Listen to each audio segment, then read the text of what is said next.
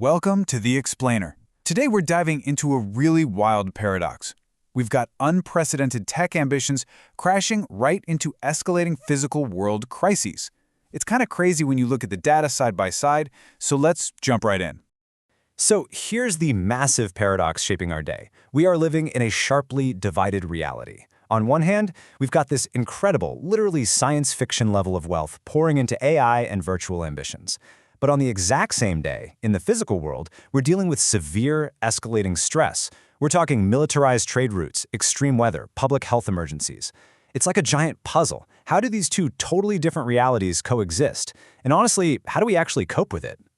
To make sense of all this chaos, we've organized dozens of today's key global events into 4 interconnected themes.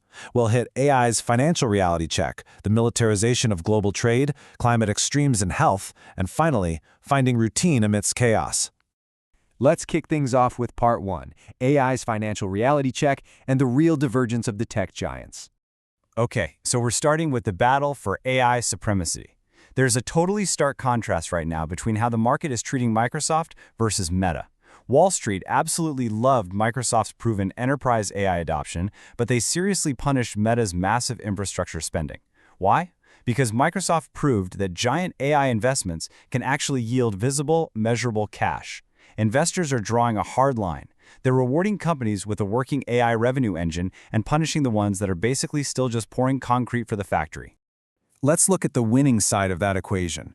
Microsoft just blew past 30 million paid Copilot users. 30 million.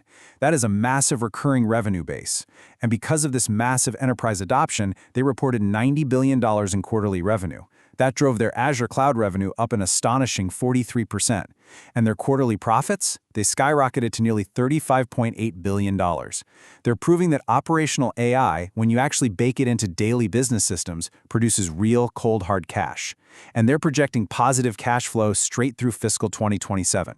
But then you flip the coin. This perfectly illustrates the dark side of the AI boom. Meta's free cash flow literally collapsed 91% in a single year. They dropped from $8.55 billion last year down to just $784 million this year. What happened? Well, they bumped the lower end of their annual capital spending forecast to a staggering $130 billion. Even though Meta's overall revenue actually went up by 28%, the financial pressure of trying to build out AI infrastructure faster than the cash rolls in is just crushing. The big takeaway here? Strong demand absolutely doesn't matter if your capital requirements spiral out of control. Moving on to Theme 2, the militarization of global trade, specifically looking at geopolitics and energy markets. Right, so while big tech is burning through billions up in the cloud, our actual physical supply chains are facing intensely militarized threats. We're watching a really complex conflict unfold systematically, and maritime security threats are spreading way beyond the Red Sea and the Strait of Hormuz. Step 1. The U.S. military hit dozens of Revolutionary Guard targets, taking out command centers and missile sites. Step 2. Iran pushed back with attempted strikes on American bases in Jordan and Kuwait. But Step 3 is where this really spills over into global trade. An unidentified drone hit vessels at Egypt's Damietta port, including a U.S.-owned gas storage tanker. This is a brand new security threat right near the Suez Canal, which severely complicates one of our last reliable export routes for energy. So how is the world responding to these expanding threats? Saudi Arabia has actually stepped up to host a massive 43-country maritime coalition just to protect international trade routes. 14 of those nations have formally thrown their weight behind the initiative. We are literally watching the creation of an entirely secondary maritime security system, and its whole purpose is just to keep the physical goods of our global economy safely moving through the Red Sea and the Gulf of Aden. Now here's the crucial twist. This disruption is massively enriching certain sectors. All this geopolitical risk keeps oil prices incredibly high. Brent crude is sitting above $91 a barrel. And thanks to those elevated prices, Shell just captured a mind-blowing $9.84 billion in quarterly profit. That's more than double what they made a year earlier, running their refineries at about 102% of stated capacity. It's a profound kind of crazy irony. Military tension is creating massive headaches for global shipping, but it directly translates into absolute windfalls for energy producers. That brings us to Part 3, climate extremes in health, the physical world stress test. Beyond the geopolitical friction, our physical environment and honestly our own biology are under immense strain. Prolonged dry conditions and extreme heat are pushing destructive wildfires into totally unfamiliar landscapes across Europe. The danger zone is actively shifting eastward. We saw severe outbreaks in France and Spain, but now the threat has moved to Italy, Greece, and Central Europe. Tragically, 3 Greek firefighters actually lost their lives battling these blazes. We're even seeing a wildfire in eastern England forcing evacuations at Dunwich Heath, which is a protected coastal habitat. That blaze even threatened areas near nuclear facilities. Make no mistake, extreme heat is fundamentally rewriting where and how wildfire risks operate. At the exact same time, public health officials are dealing with massive tracing nightmares. There's a major foodborne outbreak of an intestinal illness called cyclosporiasis, and it's bad enough to require dozens of hospitalizations. In Michigan alone, they're juggling over 8,100 cases with at least 98 people in the hospital. Since this bug usually spreads through contaminated food or water and the symptoms have a delayed onset, federal investigators are having a tremendously difficult time. They're trying to trace produce distribution records across 5 entire states just to track down the shared supplier. It's a massive logistical headache.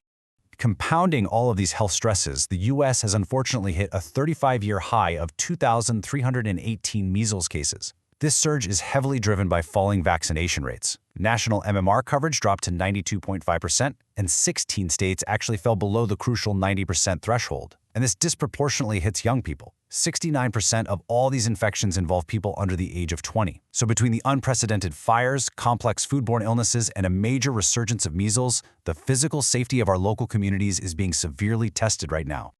Finally, we arrive at part 4. Finding routine amidst chaos, and how consumer behavior shifts during uncertainty.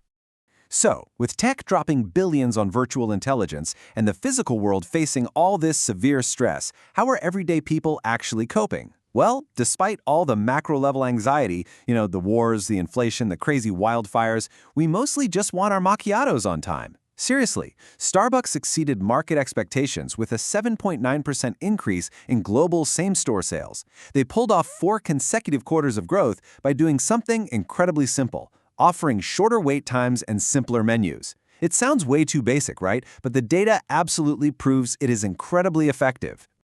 What you really should take away from this is a pretty profound cultural insight. When we are faced with chaos, humanity actively seeks out the comfort and predictability of routine. Whether your newsfeed is jammed with billion-dollar AI investments or intense international shipping conflicts, individuals on the ground respond by prioritizing the familiar. They just want their coffee, exactly how they like it, without a huge wait. In a world completely full of disruption, the ability to turn out reliable, daily service is an incredibly durable advantage for any business. Which leaves us with this final, really important thought. How long can the virtual ambitions of tech giants outpace the very real physical limits of our rapidly changing world?